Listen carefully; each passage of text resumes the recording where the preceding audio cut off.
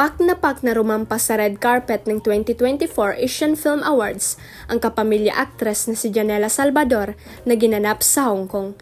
Dumalo ang aktres sa event bilang ito ang magsisilbing host para sa world premiere ng pagtatambalang movie nila ng Thai actor na si Win Mitawin, ang Under Parallel Skies mula sa direksyon ni Sigrid Bernardo. Sa Instagram ng Star Magic, proud nilang ibinandera ang ilang stunning photos ni Janela. A cinematic milestone for Janela Salvador at the sparkle emoji. 17 Asian Film Awards in Hong Kong for the cross-border film Under Parallel Sky, caption sa post.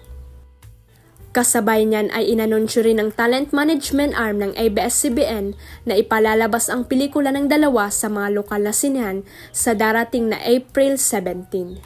Sa iwalay na post, ibinida naman ang picture ng aktres kasama ang Thai actor na tila twinning pa sa kanilang black designer clothes.